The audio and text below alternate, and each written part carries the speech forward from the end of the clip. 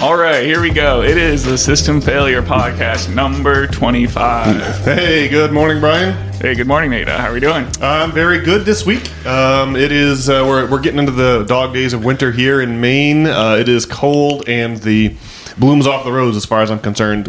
When the Super Bowl passes into history, that's when I really start to become discontent with the Maine winter. So I'll be excited to make a little trip down to Florida in the coming weeks. So I hope you can get out of town and warm up too. I think I'm going to be grinding it out as I don't have any immediate travel plans. Going to Florida, though, it does sound nice. That really makes the spring arrive much sooner, or the late winter fly by. When you can just go warm up, even if it's just for a couple days. I've really found that is the trick to surviving winter. Well, that is like the main tradition, is to be like a snowbird and go to Florida there. Well, you're staying on people's couches. That's awfully, that's the way to do it, right? I'll be saving some coin by couch surfing. It's going to be awesome. Okay, at the top of the pod today, I did have a question for you. I watched this movie, so I guess it's really a two-part question. I'm looking for two sort of unrelated reactions from you, but the first question involves that movie Babylon, the Babylon movie with Brad Pitt and Margot Robbie. You told me you tried to watch this maybe a year ago. This is a 2022 film by the guy that what is the name of the movie? I'm forgetting the name. It has the insurance man who played J. Jonah Jameson in the Spider-Man movies. Spider-Man. Yeah, the guy who worked at the Daily Planet and would buy the photos from Spider-Man. J.K. Simmons, P.K. Simmons, J.K. Simmons is the actor's name, and he had a movie that I can't believe I'm blanking on the name, where it was about the music class and a kid playing the drums, and J.K. Simmons was really hard on the kid, but he brought out excellence in the end. It was an Academy Award nominee in 2014 or something. I forgot the name. But anyway, he's the director of this movie, 2022 film with Brad Pitt and with Margot Robbie, and Tobey Maguire pops up in it. You remember this one? It's like a crazy bacchanal in the beginning. It's all about the transition of silent era film to the talkies, the period when they had started having actual audio for the movies. Right. Yeah, our great grandmother, you may recall, her profession was organ player at the silent film theater. She would work the organ. There'd be some dramatic music, but then the characters on screen would be, their lips would move, but then a title card would come up and it would tell you what they were saying in the silent film era. But this is all about the Hollywood and the people that lived there in those crazy days of the early Hollywood. You remember this? At the beginning, had an insane party at a film director's house there was an elephant and all in huge piles of cocaine and ether and rampant nudity. That was all concentrated at the beginning, but yes, rampant nudity. One guy's getting peed on. And it's just nonstop craziness. Yeah, you may recall this film, or maybe you said you didn't make it to the end. Yeah, I got through the part where Margot Robbie starts making film. Well, I did think the film was valuable in the sense that it had a bunch of crazy scenes that are sort of humorous vignettes in and of themselves. I'm not sure they really strung them together in a way that ultimately had a whole lot to say, but it was still an interesting look at the early. It was a nostalgic and also kind of horrified look at the early days of film. But I enjoyed it because I enjoy the dark underside of Los Angeles. Los Angeles is a place where the film industry is located. Is a place where dreams come true and people achieve fame, but it also chews up and spits people out, and it exploits people, and people come to bad ends out in Los Angeles. And so the movie explored that, but I always kind of liked that exploration of the seedy, dark side of Hollywood and of American culture. And it's why I always like the music of Lana Del Rey. And so because I watched that movie, that got me listening to Lana Del Rey's first album, which kind of has those weird, ghostly ruminations on the dark side of show business. And then that had me go back in time. This is probably going to be a little before you're 4 years my junior, so you probably don't remember Mazzy Star from 1994, but they you can definitely tell that Mazzy Star was an influence over Lana Del Rey. But they're this Los Angeles band from the early 90s with a lot of the grunge scene was unfolding up north in Seattle. Mazzy Star had this had a sort of similar vibe going on in Los Angeles. So anyway, I started listening to their music again because of that movie. And I hadn't heard it in a while, and I was enjoying it, and I did a move that I think you'll identify with, and this is the real part of my question. I wanted to ask about Babylon, but also, I did a move where, I like when the song gets stuck in your head, you really just want to hear that song, and trying to hear, like, if you're driving somewhere or you're putting music on, like, you're like, well, I could, like, I ended up listening to, like, the same song on repeat, like, dozens of times in a row, and I kept trying to move on to other songs, but I was like, well, these don't really do the trick. It's just that one song is the one that's stuck in my head and resonating with me at that moment. So then I listened to this piece of music until I grew tired of it, and now I'm sure it'll be a long time before I ever go back to it again. But I think you arrange your life in similar fashion. Do you think most people are doing this, hitting the same song on repeat for like over and over again? I mean, this is classically your domain. You know, when you go hard, like whether it's the Buffalo Wings at Applebee's back when you were really little. Or like Pink Floyd music. I mean, I wonder, is that like a madness that's peculiar to our family, or is it you think everyone's wired this way? Well, I think I mean a lot of people must get like pop songs stuck in their head and have it be a problem. So there's like the earworm where you just can't stop muttering the same song to yourself, but then there's like this song is resonating with me and I actively want to hear. Like an earworm is like unwanted, whereas this is a related version where like the music is wanted. But I would think that a normal, non-obsessive person would just be able to enjoy the music and then move on to the next song without having to go hit it on repeat over and over again. But it's very I had to laugh at myself doing that, you know, hitting up that same song over and over Well, again. I've definitely gotten like Bruno Mars and Carly Rae Jepsen stuck in my head, and that's definitely the unwanted kind Isn't of that thing. the Call Me Maybe Girl, Carly Rae Jepsen? Yeah. Yeah.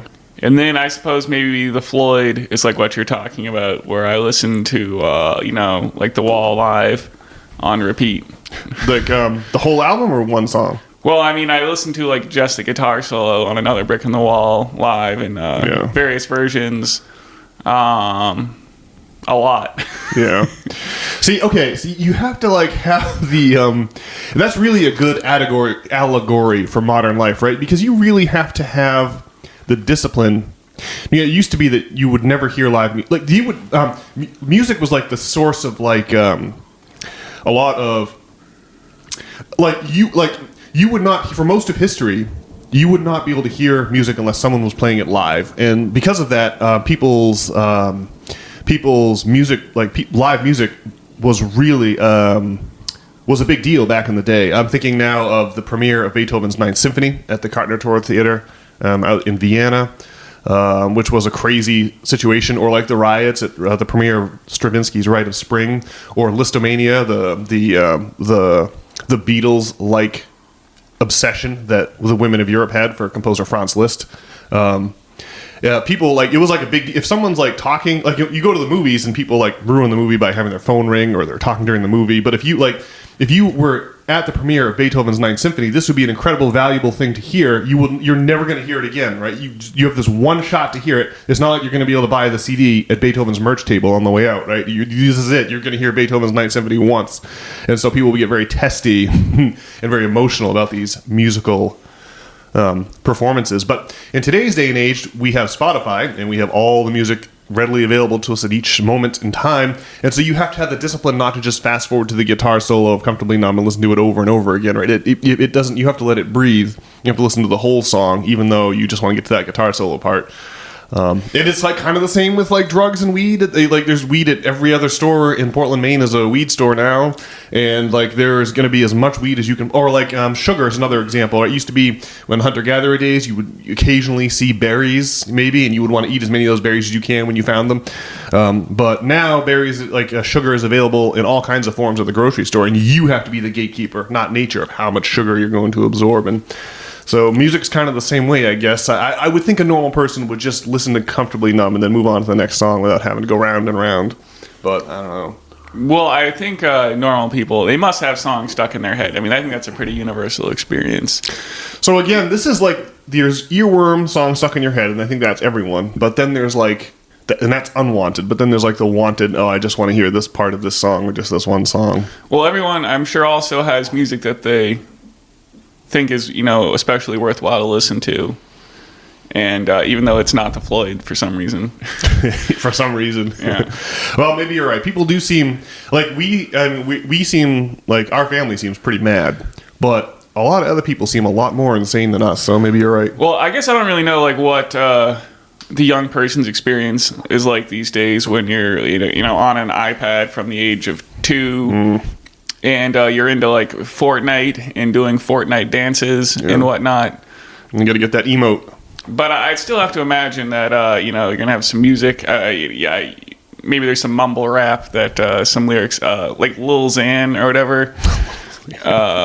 Although he's clean now.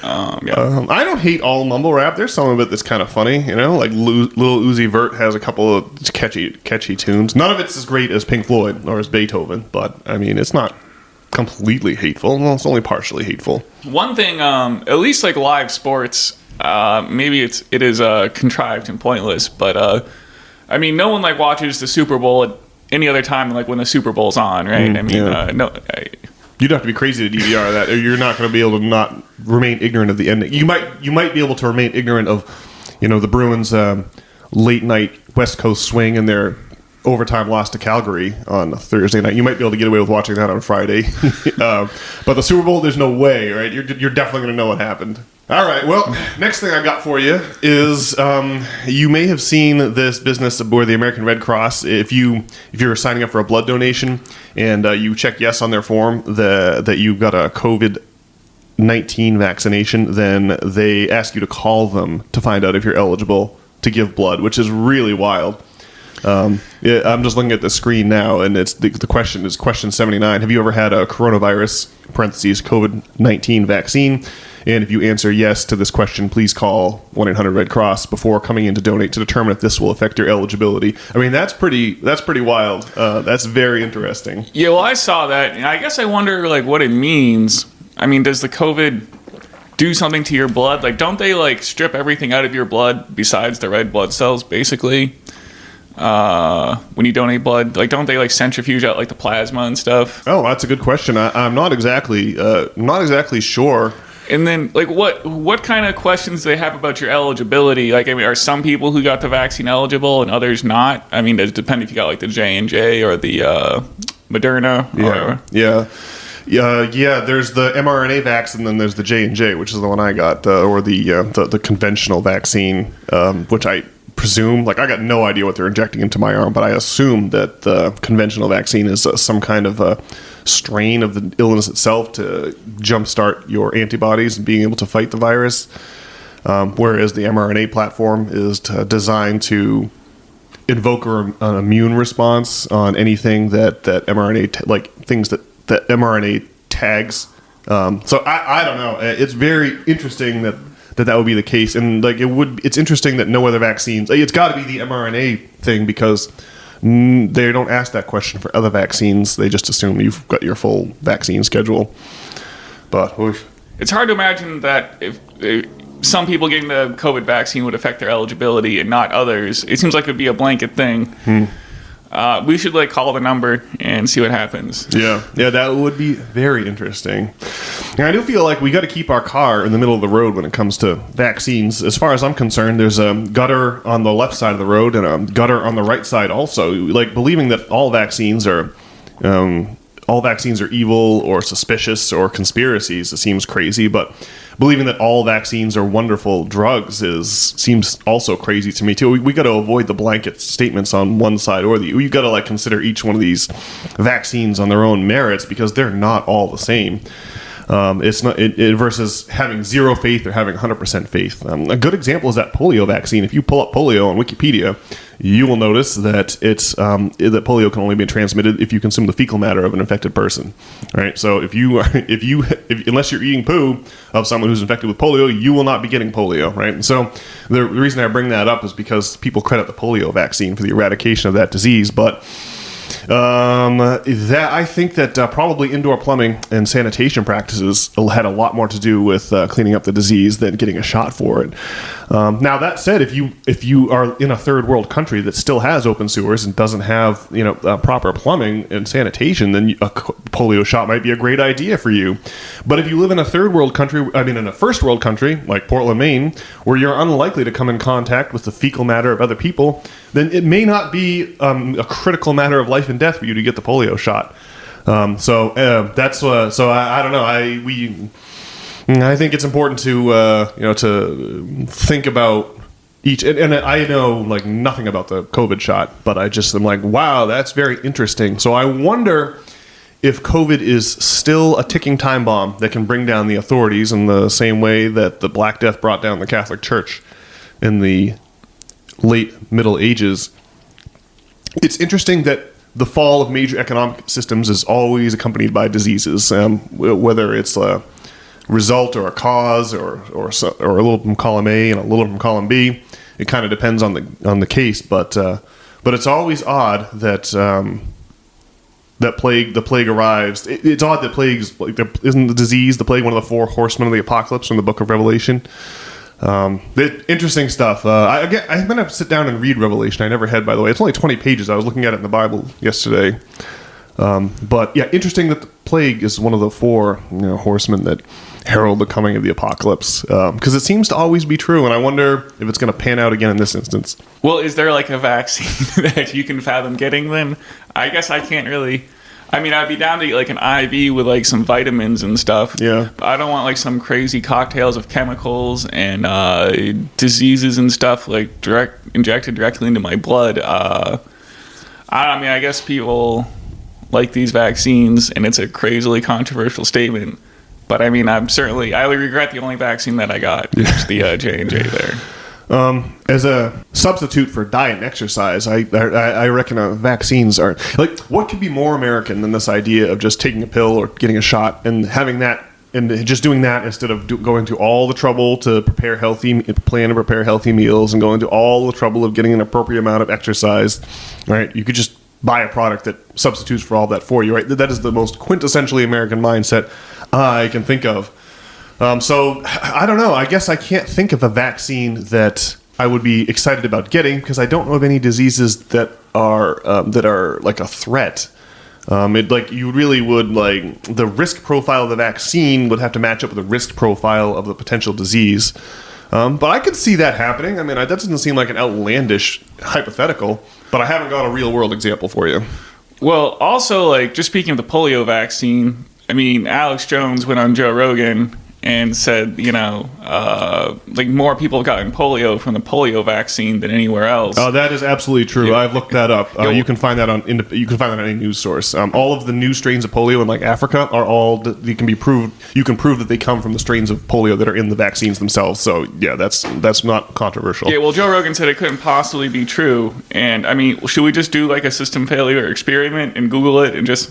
Well, I bet you might have trouble on Google. Maybe not. I can't remember where I pulled this from, but I heard someone make that claim, and I had to look it up also, and I can't remember where I found it. The source I found was NPR that just straight up said it. Well, when I Googled it, the first thing is this thing from Google, and it's just highlighting that there have been more cases of vaccine-driven polio than wild type in recent years. At least that's what it says in this thing from 2023. Are you? I found the NPR thing last year. This is a quote from the NPR news, the NPR.org's article. Last year, there were only 30 cases of wild polio detected. Well, there were nearly 800 cases of vaccine-derived polio. Of the 15 cases reported in the first quarter of 2024, 14 are from strains of the virus that mutated from the oral polio vaccine used in lower income nations. So yeah, it's not even, you can even get it on Google. I just Googled some words about polio and vaccine derived, and this is what I got.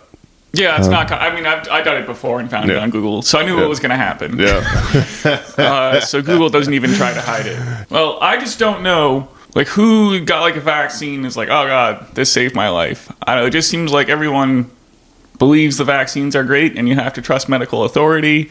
And obviously, we've learned that medical authority can't be trusted in recent years. So, I don't know what you want from me. I do believe that one of my most core contentions is that we keep getting... Every time these economic systems build themselves up, into a peak, and then they eventually go into a decline. And every time they go into a decline, they hit, like, their ship hits the iceberg of Platonism, right? We talk about Platonism all the time on this podcast. And for the Romans, like, Christianity is a version of Platonism they had to deal with. And then, of course, Christianity calcifies into a authority that then has to be overthrown with a new Platonist revolution. And so in the late Middle Ages, that would be magic, right? The Christian church burnt people who called themselves magicians at the stake. But this is another version of Neoplatonism coming to call. But then magic calcified into science, right? That priesthood exchanged their pointed wizard hat and their robes for clipboards and white lab coats. And the alembic and the mortar of the alchemist morphed into the beakers and the test tubes of the scientist. But I think science has, again, perennial topic of discussion on this podcast, but I think science itself is now the calcified authority that is running into the problems that always accompany calcified authorities. That is to say, they become corrupt, and the medicine is certainly a part of that. Medicine is a part of the complex, is a part of like the scientific authority that we live under. And let's not forget that it's only recently that science and priests were that doctors and priests were a separate profession. It used to be that your doctors and your priests were the same people. And that was that way to like the 1800s or something, like the 1700s, something like that. So yeah, I wonder if this whole business with the COVID vaccine might not be the blade that eventually, it might be the beginning of the undoing of the Gordian knot that we're all struggling to figure out how to untie here. Interesting stuff. The Red Cross is like, we can't just uncritically accept blood donations from folks who have had the COVID vaccination anymore. Well, I think if you want to fancy yourself like a good bit of livestock, then you should probably do what the authorities say. Next topic is Sagar and Jetty of the Crystal and Sagar Breaking Points has been on an anti-pot crusade. And I just wonder what you think, Brian. Now he's saying that he tweeted this week that pot is poison, and he had some study from the Wall Street Journal has been on an anti-pot crusade. I'm always on the Wall Street Journal, and they 2 weeks ago they had this study about how if you are already a schizophrenic, then smoking marijuana makes you more likely to have a schizophrenic episode, therefore pot is bad. And so Wall Street Journal had one this week. For marijuana users, even legalization doesn't guarantee safety. And, the quote from the article, a short bit, is, people who have used marijuana have higher levels of heavy metals in their blood and are more likely to develop fungal infections. So this really seems like trifling around the fringes. Like, I would argue that, there's definitely, you're definitely going to wear some tread off the tire by smoking pot. There's no way that it's, good for you.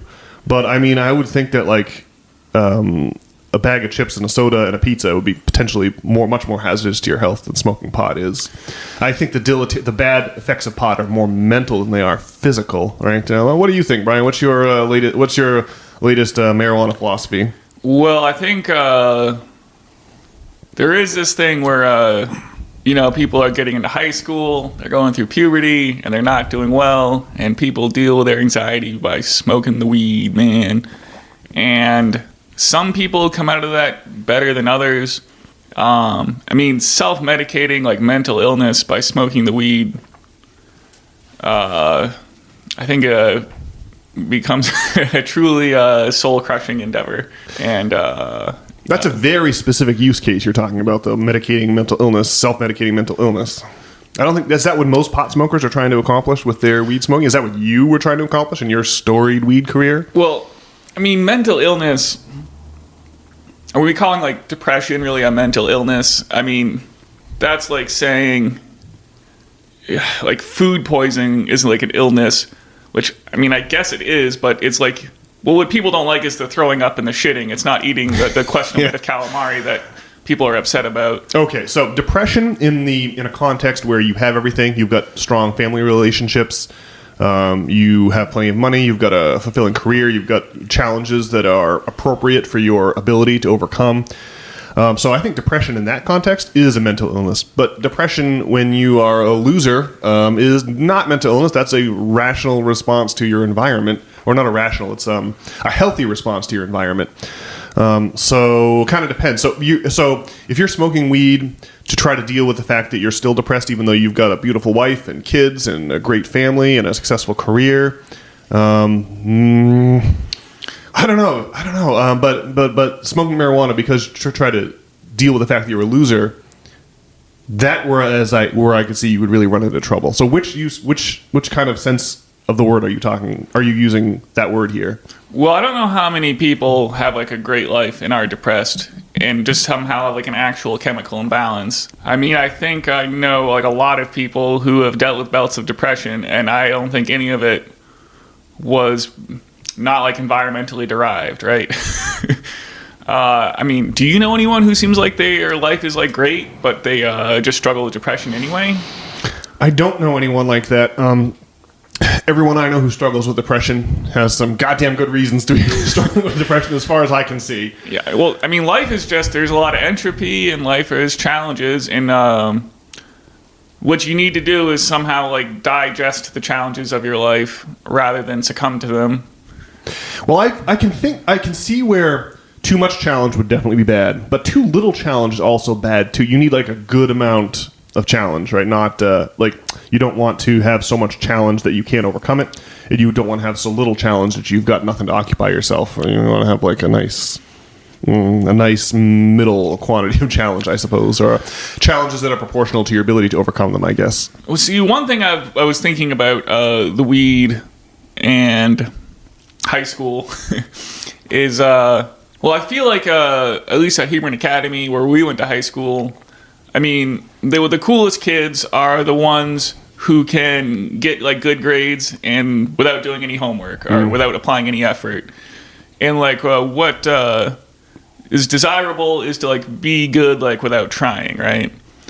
And I think in the fervor of hormones of high school, you know, the people that are going to rise to the top are the people with like the greatest stock.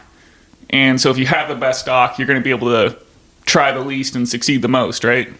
And so it's kind of the social situation is like self-selecting to find who has the best stock, right? And those are the people on top of the social hierarchy, right? Well, I think there's two hierarchies. There's like you could rank the students in your high school class by virtue of their GPA, and you could also rank them by order of their social facility. Like I can think of people who got really good grades but who lacked social facility. So I mean, I feel like there's two. I follow what you're saying. I just feel like there's two hierarchies here. Well, if you're like a nerd, one of these people who like gets good grades, you probably don't seem like you probably spend a long time in the library, like reading the books rather than you know, doing stuff with girls or what have you. And so, well, one thing about Hebron Academy that I think is probably different than a public school is it doesn't seem like the people who get good grades in public school is like, it's like not at all like a cool thing. So I don't quite know what the social situation there is like. So Hebron Academy is our Dead Poet Society private high school we went to from like the from the age of transcendentalism, from like the 1800s, the 19th century. With, you know, brick buildings and ivies and clock towers. This is where we went to school. But we were like poor people. Like we were like imposters at that school, right? We were like poor people. We were like, you know, like when Jack Dawson gets invited to dinner in the first class lounge. That's what it was like for us, because we were like blue collar people who went to this like school with all the rich kids. The captain recently sent out that photo from middle school with you in it. You're wearing like some crazy like Goodwill jeans with like elastic bands at the bottom. Yeah. I laughed at my fashion too in that picture from 7th grade. That's a shocking situation. But you were making a broader point about like high school and pot smoking and hierarchies therein. Well, I think. There's this childhood fantasy to be good without trying. Like no one wants to exert effort, and everyone wants to be good in whatever endeavor they're interested in, right? And I guess part of growing up has to be like letting go of this fantasy of being good without trying. Right. Yeah. It's not really. You're not going to be, if you're just instantly good at everything, you're not going to be happy either, right? There has to be some challenge to it. But I do agree people have different varying levels of ability or stock, as you put it. And but then there's also effort, right? And to be really good at something, like being good at something and pouring effort into it are synonymous, right? There are so many levels above what natural talent can deliver you to. There are so many levels above that I think that it's hard to know whether it's people's natural ability or their hard work. There's always some mixture of those two, and I don't quite know what the ideal mixture is or what the average mixture is for people. But I mean, I used to be envious of like people who are like better at hockey than me, and I felt like there was like no way I could ever be that good. At some point, I realized that you could apply effort, and then I suppose like the next level is just realizing that like you're gonna have to apply effort in things that you like don't want to apply effort into. And so I mean, being an adult is about like getting up at like 6 o'clock every day and like eating right all the time and like not succumbing to like alcohol and drugs, I guess would be my opinion. And like so the weed is like it's like the ultimate anti-adult recipe because you feel like you've done something without doing anything. And I think, at least to me, it really plays into the fantasy of being good without trying because you get this validation rush without having done anything. Yeah. And so I don't know if it's that way for everyone, but I think that's why for me, it is pretty poisonous. I don't know if it's like poisonous in the way that Sagar describes. I don't know like why your heavy metal levels would be up. I could see how if your lungs are caked over with like mucus and resin, the fungi could grow in there. But just from a philosophical standpoint, I think the weed is pretty undermining. So yeah.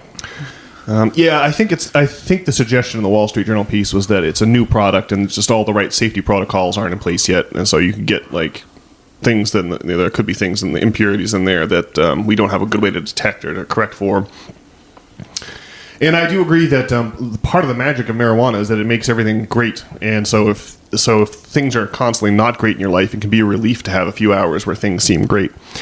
But as far as marijuana as a tool, I don't know. I've been doing really well with having discipline. Like I'll take like weeks and weeks off from marijuana. That's great. When we did the episode with the captain last month in January, I broke like a month-long streak of not smoking at all. And then I've been back. I've been dabbling with it since then. And now that Tracy has flown out to Indonesia for a month, my fiance, she's abandoned me for an entire month, and I get to be home alone. I have definitely been using it too much, and the way that I can, the experience I have is like on Tuesday, I had a nice tootski for myself. And I hadn't smoked for a couple days, and so it was like this crazy hot. It was like a hierophany, right? This is an old, I think the word hierophany might come out of the Rosicrucian Enlightenment. It's one of these old Hermetic words with like it's like a great work or revelation that's like divine in nature because it's so great.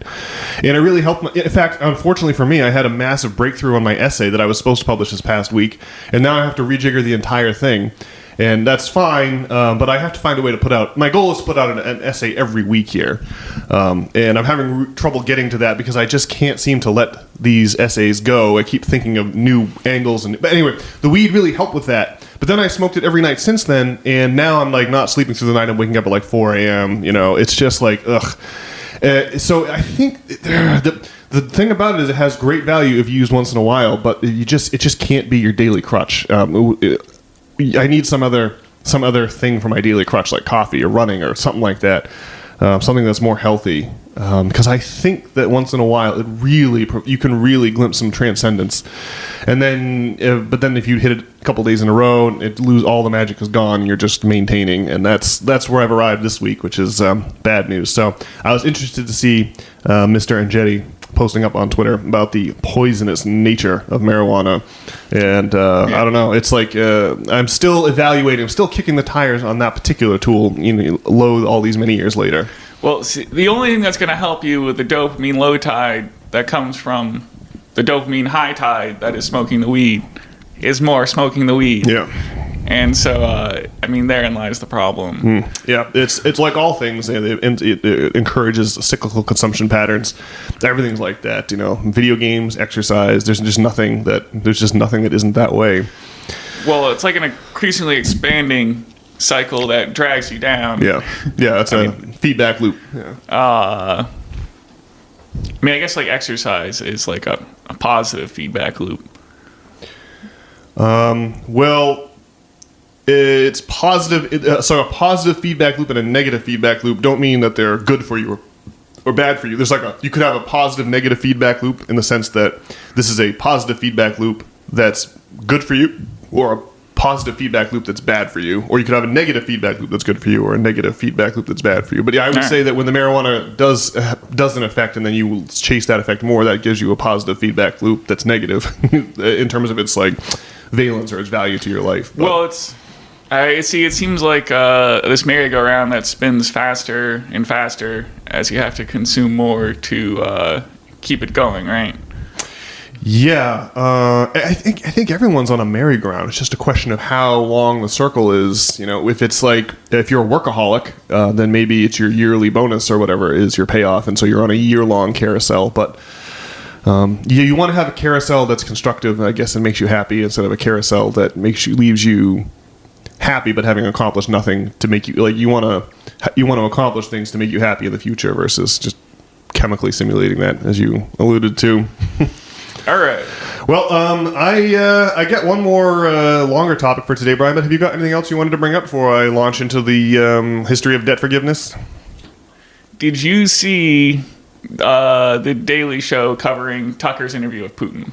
Okay. I did not see it directly, but Crystal of the aforementioned Crystal and Saga on Breaking Points had a lengthy monologue about it, and she showed a bunch of clips. So I saw her clips and commentary, but I didn't watch the organic clip itself. So what do you got for us? Well, Jon Stewart accuses Tucker of disguising deception and capitulation to power as moral and based in freedom, which is a pretty big claim, right? So he's claiming he's capitulating to power, Putin's power, by interviewing him and letting Putin push his propaganda, right? And it's a pretty big claim for a guy who's just going to Putin and letting him say what he wants to say for a little bit there. And the obvious thing to do after making that kind of accusation against Tucker would be to get into the interview, and you could chop up the bits where Tucker's acting like a little bitch and Putin is saying false things about the history of Ukraine, right? Would probably be how you'd imagine a Daily Show segment to go, right? Yeah. But see, they only actually include one clip from the interview of Tucker's interview with Putin, and it's this little throwaway bit where Putin's talking about Poland in Danzig. So Putin has this quote, after World War I, Danzig was transferred to Poland. Instead of Danzig, a city of Dansk emerged. Hitler asked them to give it amicably, but Poland refused. And Tucker says, of course. And so Jon Stewart is saying that Putin is saying that World War II is Poland's fault. But, it's just that's what happened in Danzig, right? It's one of these things, it's on the Baltic Sea, and is of huge geopolitical importance, and it's in Poland, but it's 90% German. There's a Wikipedia page, the Crisis of Danzig. It's all very straightforward. Yeah, Oliver Stone covered this in his Untold History of the United States on Showtime from the early 2010s. Great series. Everyone should check that one out. Yeah, it's just not controversial at all. Yeah, is it controversial to suggest that the Treaty of Versailles that ended World War I set things up in such a lopsided fashion? Oh, and by the way, two of the main architects of the post-World War I order are John Foster Dulles and Allen Dulles, the Dulles brothers, who were integral later in the founding of CIA. It's not in the least controversial to suggest that the Treaty of Versailles was extremely unfair to the Germans after World War I, and that the rise of Hitler was directly facilitated by that unfairness, right? Isn't that how, weren't the Allies completely shocked, the American Allies, that we actually wanted to collect all the money? There was a massive... The British Empire owed the United States a lot of money after World War I, but usually allies call it good and forgive those debts to each other. That had been the gentlemanly conduct of war up until 1918.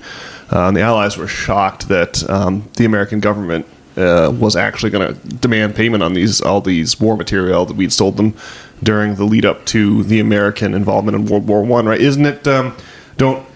All of the conspiracy theories about our entry into World War One, whether it's war material on board the Lusitania. Everyone knows that the German Chancellor took out a full-page ad in the New York Times before the Lusitania to set sail saying, please, Americans, do not board this ship. There's war material on there. That makes it, according to the international rules of war, a valid target for interdiction by U-boats, and that's exactly what happened. And some Americans died in the Lusitania, and that was part of our entry. Or the Zimmerman telegraph, the fake telegraph cooked up and presented to Congress from the Germans to the Mexicans, trying to get the Mexicans to declare war and invade the U.S. Anything to get America into the war, in other words, so that the bankers on Wall Street could collect all of the loans that they'd given to the Allied powers during World War One. So, like, you get this insanely lopsided situation. The Allied solution to the bill that they'd gotten from Wall Street was to slap that bill onto the Germans, and that was like a key plank to Hitler's rise to power: the betrayal of the German government of its own people during World War One, leading to this ridiculous post-World War One world order, and Poland and Danzig are part of that. Yeah. Well, Putin is just bringing up Danzig because, like, Poland and Ukraine and Czechoslovakia and Germany are all right there next to each other on the map. And then there was, like, the question of Russian access to Czechoslovakia. Just Poland's, like, right between Moscow and Czechoslovakia. And it was just like a broader discussion of like how the situation in Ukraine emerged. Yeah. And it was this is just the only clip from the interview that they used to show that like Tucker is a lapdog for Putin, and it's just this throwaway comment about something that's not even controversial. It's just really crazy. The next thing they do is they go and show like Tucker's clips from traveling around Russia. And so they go into the Russian subways, and they have to concede that the Russian subways do look pretty nice. I mean, there's all these paintings with gold trim, and they look clean. Chandeliers, with crystal chandeliers hanging from the roof, the vaulted ceilings. And then they do cover the bit where Tucker goes to the grocery store, and that seems like a fair claim. Well, we talked about it on the last podcast. Yeah, we had it. Yeah, anyone who's thinking is going, yeah, but the paychecks in Moscow are going to. You could translate those into U.S. dollars and they'd be minuscule. It doesn't say anything about the ratio of grocery costs to wages. It's the ratio that really matters, and Tucker didn't cover that. To be fair, yeah. So Jon Stewart says that the civilizational battle was capitalism versus communism, and now Tucker believes it's woke versus non-woke, and that Putin is an ally in this battle, and so that's why Tucker is a lapdog for Putin. And so I guess I'm wondering, I mean, probably Tucker doesn't see cultural Marxism as this canard to distract us from like real Marxism. I don't know, do you think that Tucker is being a lapdog for Putin? Do you think that maybe like the charge is true despite the lack of evidence here? I mean, I guess, does Jon Stewart see society as a battle between woke and non-woke? I guess Jon Stewart strikes me as Sam Harris, where he thinks we should, I guess, just support the establishment because the alternatives are worse. After the Cuban Missile Crisis, the Kennedy White House and the office of Premier Khrushchev had a direct phone line installed to where the President of the United States could speak directly to the Premier of the Soviet Union, right? The red phone, right? That came from the Cuban Missile Crisis. Because President Kennedy had no way to communicate with Premier Khrushchev during the dark days of the missile crisis, right? Famously, they had to back-channel a download agreement for the U.S. to remove their Jupiter missiles from Turkey and then the Russians would withdraw their nuclear missiles from Cuba. We would call it a win. And as long as the Russians didn't tell anyone that this was the deal, then we could come out looking like we'd won, and the Russians. So that was the deal, but they didn't have any way to communicate with the Russians directly, and that's an absolute catastrophe. I really think that if our tax dollars are going to the Ukraine, then we ought to hear from Putin. Putin should be allowed to make his case. I just the idea that Tucker is a lapdog because he allowed Putin to say his piece to give his justification to the war is so crazy that I can scarcely summon the apparatus of the human language to give a description to it. I think, I usually like Jon Stewart, but he's not always right. But he is really good with words and really good. So I've seen him berate people, and I'm like, yeah, but you're not like. A good one is like some gun control advocate. I remember in Jon Stewart's Apple show, he was berating some dude who was a Second Amendment advocate. But he wasn't right. It's like, well, dude, I mean, look, name. But because the man that Jon Stewart was interviewing was not really as facile with his language as Stewart is, being a major media personality, it just wasn't really he was just beating up on this guy who was not as good as Jon Stewart, and it was just like, all right.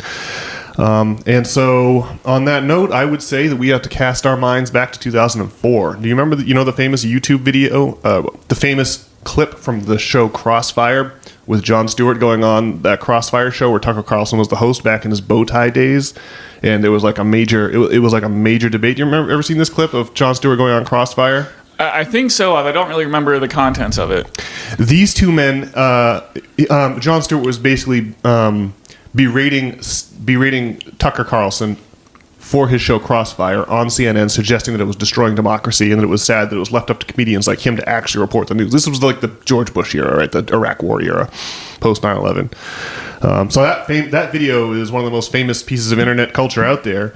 And I think it's true to suggest that there's a rivalry or bitter feelings going back between these two men to 2004, and that has much more to do with Jon Stewart's reception of Tucker Carlson's Putin interview than any of the actual content. Right? I mean, it's like I'm just mystified at Jon Stewart and why he wants to suggest. I was mystified at why Jon Stewart wanted to suggest that that Tucker's being a lapdog for Putin until I remembered, these two guys are like longtime enemies. So of course he's not going to be charitable to anything Tucker does. And look, I don't necessarily I've disagreed with Jon Stewart in the past, but we've brought up some of Tucker's things on this show. Like, he doesn't always ask the questions I want him to ask, and I think it was the last show where I suggested that when he's got a conclusion he's trying to come to, he won't ask critical questions that might jeopardize his circuitous route to coming to that conclusion. And so, I guess we all have our faults, and Jon Stewart and Tucker are not exempt from that law.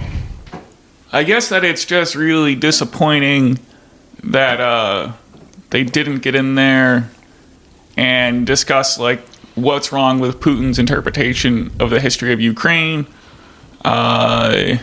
And that like Western aggression is what's caused this action to happen. And you'd think they would get in there and say something intelligent. I guess I don't think that Jon Stewart's a bad actor, although I just don't know how you could put out a segment like this and really not levy any like intelligible critique of Tucker here. Yeah. I mean, well, it is just 2 out of the 3 points are nonsense, but I guess that, like, obviously Tucker has some kind of bias that's more favorable to Putin than obviously Jon Stewart. And, we all have, like, biases. And so I guess that part's fine. Well, I mean, obviously Tucker sees something wrong with how things are being run in this country, and that's why he's doing what he's doing. And probably Jon Stewart does too, but he's just not coming at it like from an alt-right point of view, you might say. This is the Jon Stewart who just excoriated us for our involvement in the Iraq War, and now he doesn't want to. But he thinks that he doesn't want to talk about the NATO provocation of Russia since 1991. I mean, our own diplomats, and not peacenik guys, we're talking hardcore American diplomats, like George Gannon or Bill Burns, who runs CIA at this very moment, have come out vehemently opposed to antagonizing the Russians on the NATO front, not just in Ukraine, but in other countries like Lithuania around in that area of the world. It's just bizarre that we provoke Russia in this way, and then we're surprised when we force them to respond. I will always remember listening to a Dan Carlin podcast in 2014 where he said that we guaranteed Putin was going to have to do something about Ukraine because of the 2008 Bucharest conference in Romania, where we put them on a membership action plan, MAP, a map. That was what that's what we decided in Bucharest in 2008. And Dan Carlin said that is a ticking time. You are putting a time on the clock, before that clock reaches zero, Putin will be forced to act because of the geopolitical importance of Ukraine. You could just, Dan Carlin was sad and upset about what was happening. This was at the time of the Maidan Revolution in the Ukraine in 2014, but it sure is crazy. Dan Carlin's pretty shrewd, I reckon, and it's upsetting to hear. It was just interesting to hear Dan Carlin call this, 6 years before it happened. And so it's hard not to, having it framed for me in that way just makes it hard not to be sympathetic to Putin's case that he was making on Tucker Carlson's podcast. And I just feel like Jon Stewart has missed all of that. It sure is puzzling. I think his personal enmity with Tucker got in his way of calling this strike a ball or this ball a strike, or calling it incorrectly. Jon Stewart did, the week before, he came in and talked about how Donald Trump and President Biden were both too old. And, Keith Olbermann was saying nasty things about Jon Stewart. And that guy is, an all-time establishment hack. Yeah. Yeah, that's another old relic from the 2004 era. Keith Olbermann. Well, did Crystal have anything else to add? I mean, she must have been saying the same thing-ish. She's where I got she reminded me of the Crossfire interview. Actually, it was not Sagar sitting at the desk with her. It was Emily Jashinsky, the backup host to Breaking Points. The hot blonde. Would we call her hot? Emily's not bad. You're not a fan, huh? You should send her an email though. But yeah, Emily, she is blonde, and she's really good. I'm glad they have her on Breaking Points. She's certainly not unattractive. And she's the one that brought up Crystal had forgotten about it too, the 2004 Crossfire interview between Tucker and Jon Stewart. And so that was where they landed also. All right. Yeah, I think that, you just got to, for both gentlemen, Tucker and Jon Stewart, you just got to think for yourself, right? We got to not deify or reify these people. They're going to be fallible. We live in a very confusing, McCarthyite society where people have no understanding of communism or socialism or history at all, so you just got to be aware that people are talking and they're not going to know, they're not going to understand.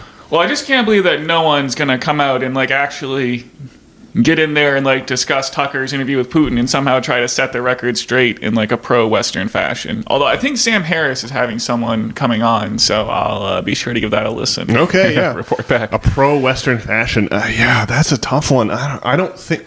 I think the West is the real villain in the whole Ukraine situation. So yeah, I'll be curious. That's interesting. One idea I've heard is that America is using political power rather than, and Russia is using actual war, and so I guess you could say that the West has the higher ground in that sense. We're wielding our political power, and so I think that's the best thing you could say about the West. We certainly don't mind dropping bombs when it suits us. It just in this case we force someone else to drop the bombs, and we want to point to them and say, look at them, they're using bombs, they're the bad guys. We use bombs all the time. We ran out of we exhausted our entire supply. I'm trying to remember the specific kind of cruise missile. We ran out of our entire supply of missiles, raining them down on the Yemenis recently. They're all gone. It's just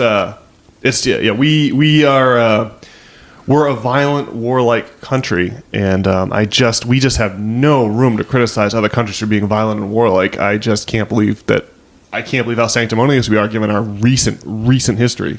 Well, I just want to live in a country that doesn't have this crazy military-industrial complex, and that is why I'm moving to Sweden. If I was the president, I would just, you have all these corporate interests that are involved in the military-industrial complex, and they aren't going to go away. Just change their mission. So we could still have all the graft and corruption, just have the mission be provide clean drinking water to the rest of the world. Let's not, or something like that. You could change the international opinion of the entire global community towards the U.S. by just changing the mission statement of the armed forces from send out the Army Corps of Engineers to create irrigation, or there's all kinds of things we could do to help other countries. We could make tons of money doing it. You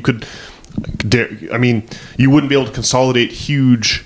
You wouldn't be able to extract the natural resources of other countries and get their citizens to provide labor on the cheap. That would go away. And that would be bad news for a tiny number of super wealthy people, but you could still have you could still spend that defense budget doing good acts of goodwill around the world. And I don't know, maybe that's sunshine and rainbows notion, but the world of raining death on innocent civilians in other countries from drone strikes just is so dystopian. I can't believe we accept it.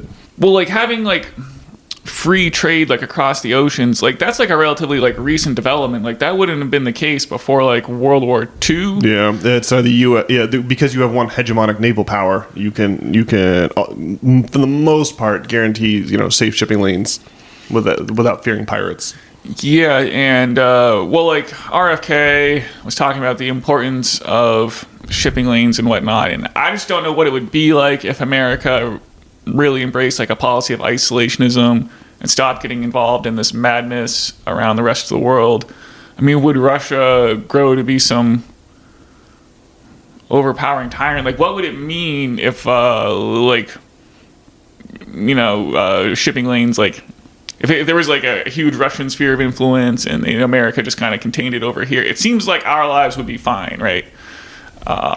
We have everything we need in this country anyway, and I don't think. I mean, you're right. There is like a certain level of there's like a Pax Romana where everything is that's the old word for the Roman peace, where everything is conquered. So there's not going to be war, past the 1st century BC, because the 1st century AD, because like everything is conquered. There's nowhere else to conquer. So that's the Pax Romana, and that's what we have here. But I think the new power is economic power. You don't we can't really go to war with the Chinese because our economies are too intertwined.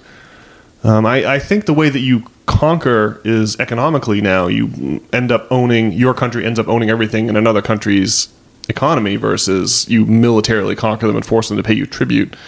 So I don't know. I just don't. I just can't really imagine. I can't really imagine that if we didn't have a Pax Americana, that a global economy would be impossible, or that other countries would take over. They might take over economically, but they might be able to extract natural resources from our country economically instead of us extracting other countries' natural resources. But certainly we lose some economic benefit from having these networks of trade and economic domination, but we'd also have the upside of having all that money spent on military infrastructure and whatnot, spent on useful things that we would want. So all right. Well, I guess that's all I've got on that topic. All right. Well, I just got one last before we wrap up this edition of System Failure. I just had one interesting idea. I just wanted to play with a little bit. As much ado has been made on this venerable podcast about the way that ancient kings of the Near East would periodically forgive debts as a part of they just paired the invention of taking interest with the invention of periodically forgiving debts. And just the way I wanted to talk about that is like the Super Bowl is a championship decided by a single game. Well, let's start with Monopoly, like the game of Monopoly. Everyone knows that when you play Monopoly with your family, it's fun at first, and then at the end of the game, everyone grows to hate each other. Like, how many of us actually finish our games, run out our games of Monopoly all the way to where someone wins, right? By the end, one person has all the money, and everyone else is just circling the board, waiting to go bankrupt. You can see the writing on the wall. Like, the last half of the Monopoly games are always painful. Now, Monopoly is a game that was specifically designed as a critique of the capitalist system to show that the game always ends up lopsided. And a good reason for that is compound interest. Like, compound interest is an exponential function, and our human brains don't estimate it well. We don't grok exponential functions intuitively. Right. Like if I told you to fold a piece of paper in half, everyone knows you can't fold a paper in half more than like 6 times. It becomes like a thick wallet that you can't really fold again. Right. But if you had a machine like a press that could fold it 100 times, if I asked you to guess how thick that piece of paper would be, you might picture like the New York City phone book. But the answer is, if you fold a piece of paper in half 100 times, you will get the resulting wad will be thicker than the known universe because of the way that exponents rack up. There's also an old parable about like the Khwarizmian Shah, some king who challenged one of his subjects to a chess game, and the stakes were, and if you won the chess game, you could ask anything you wanted the king, and the man's request was going to be put one piece of, there's 64 squares on a chessboard, so one piece of 1 grain of rice on the first square, 2 on the second, 4 on the third. You double it you double it every time, like the Fibonacci sequence, and by the end of by the 64th square on the chessboard, the king owed the subject who had defeated him in chess more more grains of rice than was in his entire kingdom. Right, so you just don't grok exponents well. And even more to the point, when you're talking about loaning money at interest, when you're talking about an agricultural society, the way that you get new farms, when you're a potential new farmer starting from nothing, when you've just become an adult or you're just starting your own farm, you need seed corn to get started. Someone's got to loan you the seed corn, and this is what the function that temples provided in the old Mesopotamian societies, the ziggurats. The temples would keep track of who owes what, and then because you would get seed corn from the temple, then you would work for an entire year, and then at the end of the year you would take some of your resulting harvest and give it back to the temple so that they could give the seed corn to the next new farmer, right? And the compound interest is designed to mimic the way that grain reproduces itself, or that herds of cattle reproduce themselves, right? If you have a herd of 100 cattle, it'll grow exponentially because the cattle will reproduce exponentially, and the same with corn, right? Whatever quantity of seed corn you plant, you'll get much more back from the harvest than you planted. Except for if a drought or a war or a famine or a plague comes through and ruins the harvest for any reason, you're not going to be able to pay your debt back. You're not going to be able to pay your seed corn debt back to the temple where you borrowed it from. And that's why the kings of the Near East would periodically forgive debts. And the way that I wanted to impart this idea was by comparing the Super Bowl to a playoff series. In basketball and in hockey and in baseball, the championship is decided by a 7-game series instead of just a single game like the Super Bowl is. And that's all that the kings of the Near East realized. Instead of one big, long Monopoly game, you have a series of Monopoly games. So you just make it a series, right? So because you think of the way when you play Monopoly with your family, and it gets to be one person is dominating and everyone else is just trying to avoid bankruptcy. That's the way that economies eventually arrive at that point. And the kings of the Near East retained their power by periodically resetting the scoreboard, because when the scoreboard gets to be 1,000,000 or 1,000,000,000, the losing team is going to lose any sort of incentive to keep playing the game. And indeed, in the old days, they would straight up get up and leave and go to a different city-state where you're not in horrible debt, and start again there. By the time you get to the Roman Empire, the empire is too big. People can't physically leave the empire, so you get like secessions of the plebs, where all the workers leave Rome and set up camp 3 miles down the road and make certain demands of the Senate before they'll agree to go back to work. So that is really the idea is just that you have someone who is powerful enough to say, okay, we're going to have if you decided the Stanley Cup by one big long 7-hour game instead of 7 individual games where the score is reset every time, the players would lose any incentive to keep playing once the game got lopsided and got to a certain point. And so that was the power of the kings of that was the power of kings right up until 508 BC, when the kings of Rome were overthrown by the oligarchy, the mafia, the rich people who don't want the game to be reset. They want to. It's like if a team wins 8-0 in Game 1 of the Stanley Cup Finals, they would want to appeal to the referees, to the league, to keep their 8-0 score going into game 2, and the league can't allow that if they want to have a competitive playoff or a healthy playoff series. And so that is one way to conceptualize the debt forgivenesses of the ancient Near East, which a tradition which made its way into the Old Testament of the Bible, in which Jesus can be found in Luke chapter 4 waving around those old scrolls from the Jewish Bible and saying that he is here to declare that only through forgiveness can we achieve salvation. I mean, this was during the end times of the Roman Empire, that's the rise of Christianity. The early Christians perceived themselves as living in end times, and they perceived the antidote to those end times as whacking up the economic game into a series instead of having just one long economic game. And the reason that couldn't happen in the Roman Empire was because of this newfangled invention of the Senate, which was entirely controlled by the tiny number of wealthy families. In fact, having a countervailing political office to the Senate was what the first secession of the plebs was all about. They got this position in order to get the workers back to work. The Senate had to agree to have a tribune of the plebs position, which was this office that was elected by a council of regular folks who weren't the nobility, who weren't the Senate, who weren't the oligarchic families. And but of course, they just ignored what the tribune of the plebs had to say famously, and that led to a crazy civil war in the Roman Empire. They would just straight up kill the tribune of the plebs if the tribune of the plebs had any funny ideas about writing down the overwhelming debt burdens or redistributing some of the land that had fallen into the hands of a tiny number of wealthy families. So that's what I got. The notion here is that you need to have an authority who is powerful enough to declare that we're going to have a series of economic games instead of one big long one, because you don't want that team that won 8-0 in game 1 to be able to carry that score into the next game.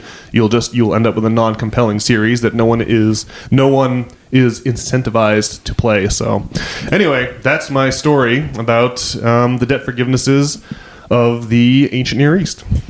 Well, I think it's a fine metaphor.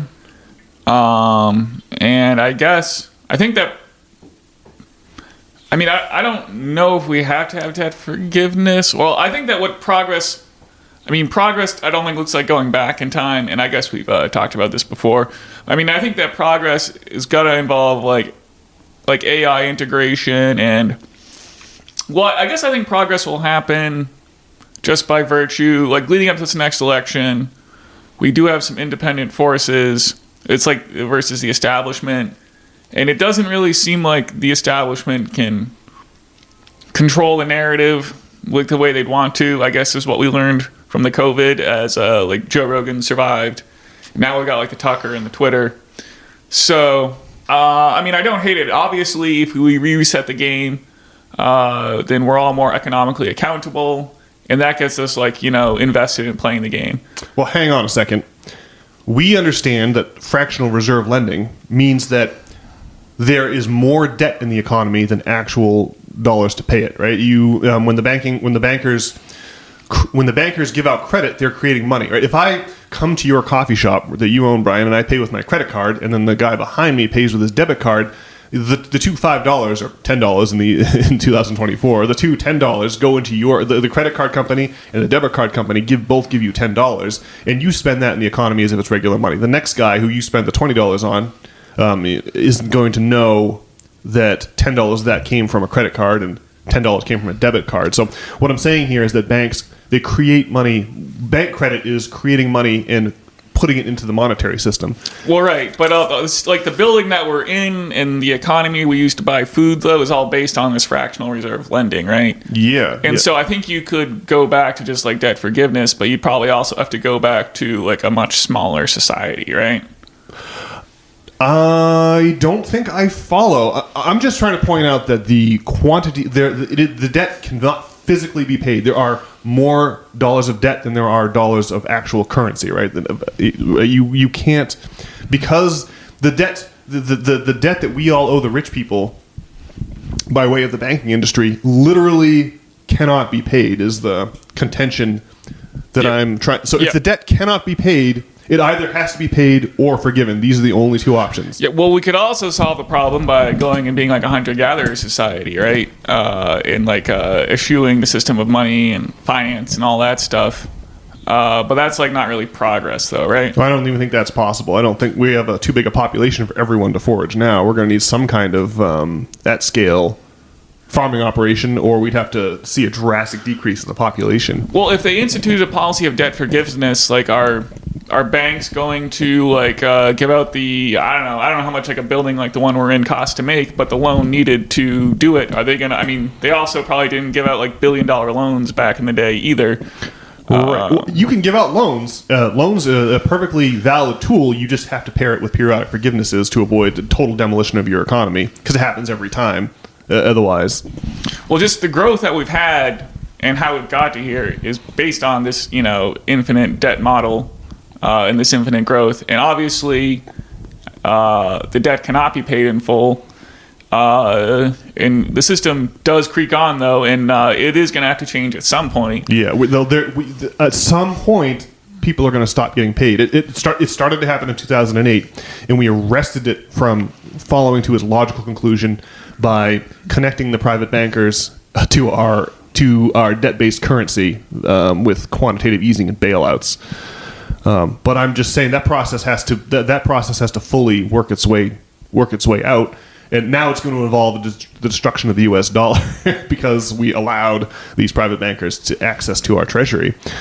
But it would be a total demolition of the entire banking system, and you would need to have the way I would do it is just have the provision of currency be a public utility. Just treat banking as a public utility versus having it be someone's for-profit business. That's just crazy. Well, I mean, it sounds reasonable to me. Like, obviously, once that happened, like, some new god is going to emerge, or some new force will be in control.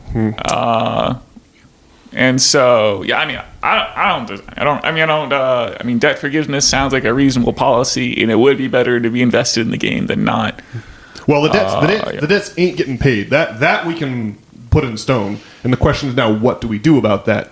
Do we continue to force state and local governments to sell off their infrastructure to private investors in order to raise the funds they need to pay off these debts? Do we allow the banks to collect like for me, when I was in my late 20s and early 30s, I was paying $1,200 a month to the banks for my student loans, but I only made like $2,000 a month. So should we just let the banks abscond with all the wealth of the young people so that they don't have buy houses and create families and continue the society, right? The point is that extreme wealth concentration threatens societies every time it happens. Right? That will just blow up your society.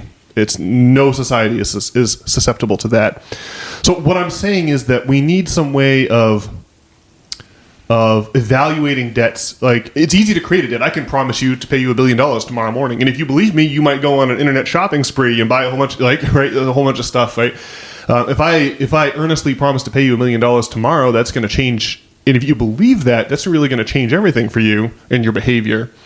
But we need some way to debts are easy to create. Like I just create $1 million in credit right now by promising to pay it to you tomorrow.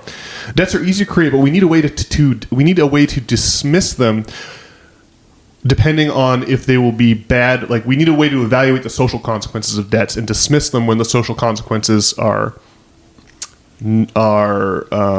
serious or reach a certain threshold. And obviously we're way beyond that threshold now.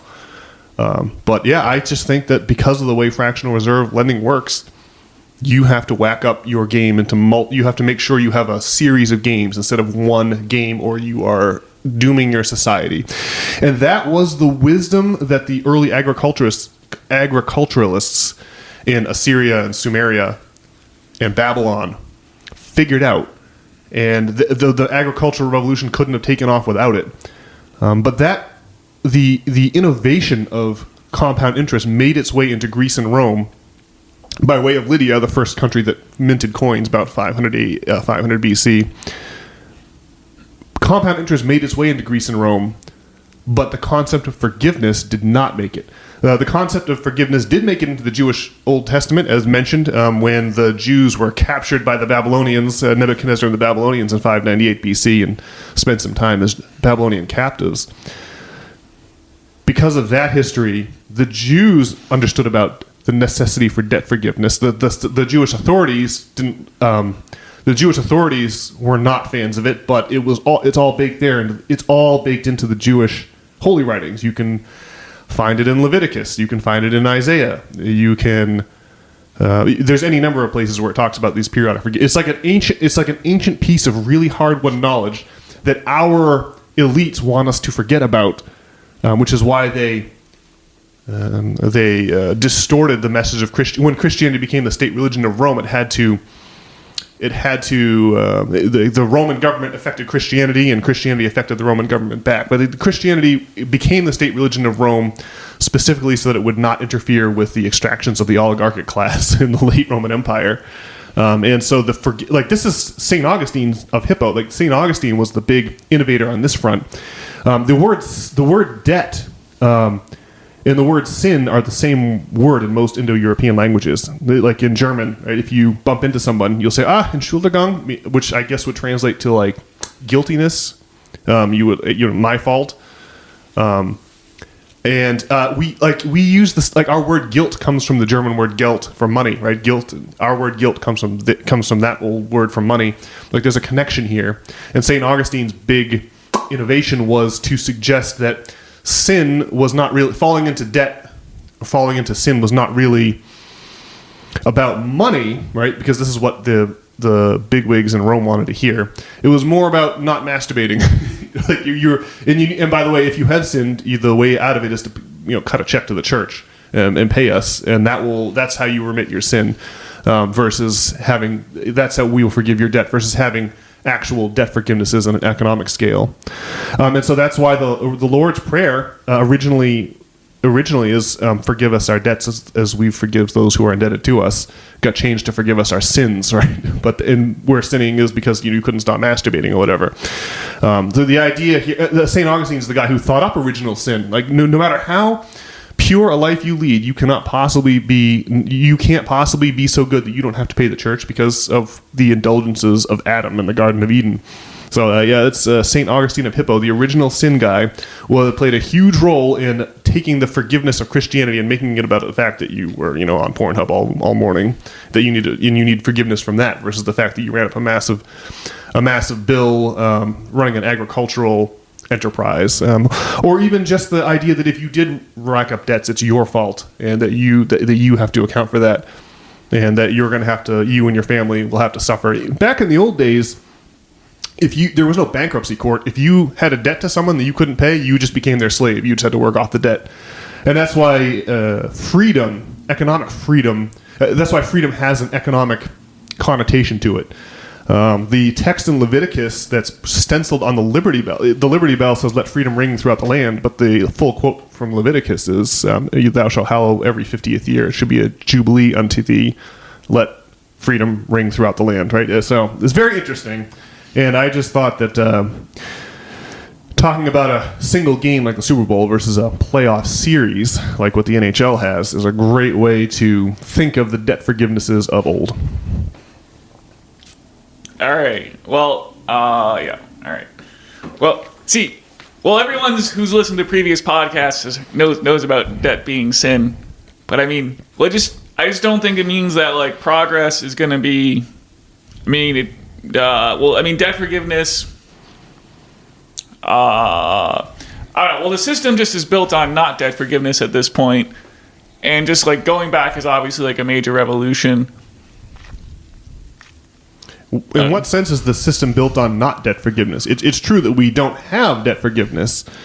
Well, everything is built like based on loans, and right. We could carry that system into the future as long as we pair it with periodic forgivenesses, so that we don't have to change that. Well, I mean, all of like recent American history, like going back to World War II and going off the gold standard, an expansion is like based on this expansionist model, right?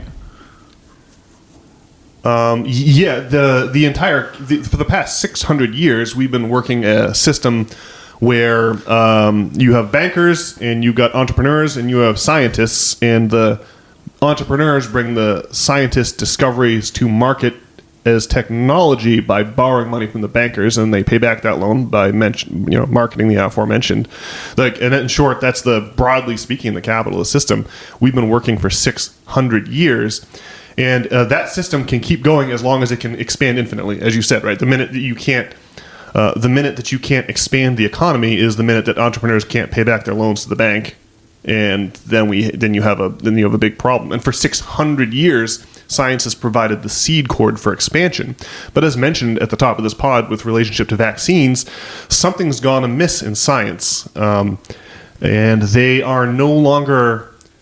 There's selling us iPhones and personal computers and big screen TVs. That certainly looks different. The big screen, the computing power is certainly different than it was in 1969. But someone from 1969 would be amazed by the computers and the cell phones, but otherwise everything would be more or less recognizable to them. We haven't revolutionized the world. And when you think about the run up from the Wright brothers flyer to the atomic bomb in just a couple short decades, you really start to see. There's quite a contrast between the physics and the science of the early part of the 20th century versus the second half. And so, there is not enough. Just like all the debts physically can't be paid, you can't have infinite economic expansion. Right? Eventually, you're going to reach a plateau where you can't expand anymore because of the laws of compound interest. Like the adding 3% to the U.S. economy. In 2023, adding 3% today is like adding a whole 1970s U.S. economy every single year, just because of the way that compound growth works. We've been growing at 3% or 2% or something like that every year since 1950, and at a certain point, that growth just becomes wholly unsustainable. So, yeah, I don't know.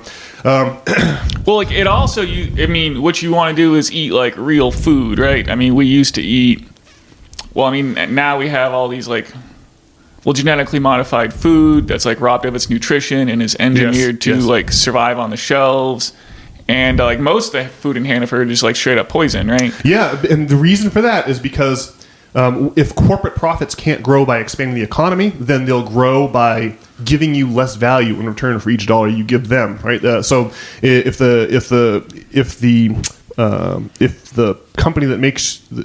company A makes your food and they can either increase the number of customers buying their food, or they can give their existing customers less for each dollar that they give. That's how you get that shrinkflation, where your 6-ounce bag of chips is now 5.5 ounces. It has a sweet new logo, so you don't even notice, but the bag's the same size. So the point is, though, we need to do is eat real food. Yes. And so, but it's just not economically viable to feed the bazillions of the people, to everyone have to eat have farm grown food and we need some kind of technological adaptation that feeds the masses but also provides real food and not food that's loaded with glyphosates and whatnot, right? And so I guess similarly, we need an economic model that can address the needs of the masses, right?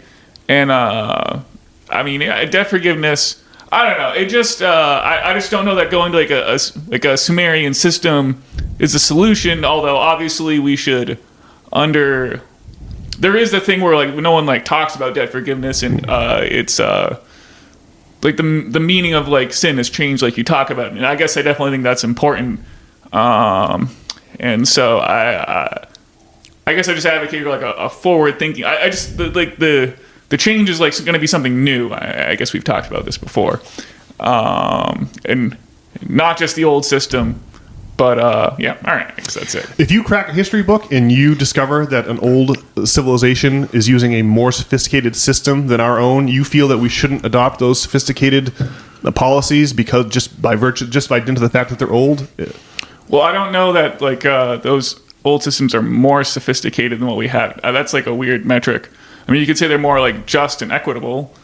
I would literally suggest that. Look, If you can pull up old Babylonian tablets that show the danger of compound interest, they talk about they're literally old tablet. It's like for teaching people about the dangers of exponential growth, and they do it with respect to the growth of a herd of cattle. Like I literally think that it's true to economist Michael Hudson has said this. The Babylonian economic system is literally more sophisticated than our own. We have de-sophisticated our economic system. Now ours is more complicated and is run by computers, but ideologically it's less sophisticated.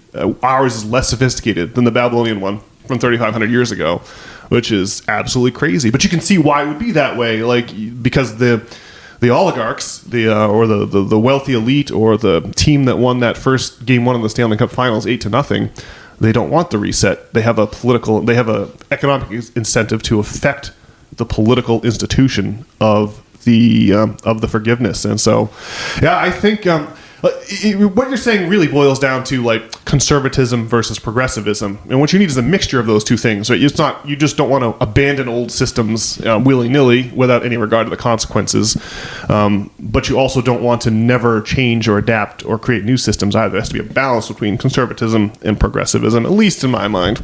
All right. Well, we should talk more about why we would say that Sumerian society, or whatever Michael Hudson was just talking about, is he would consider that to be more sophisticated. But we'll have to do it next time. Okay. I'll keep that in mind, and I'll come armed with a good argument on the next pod. All right.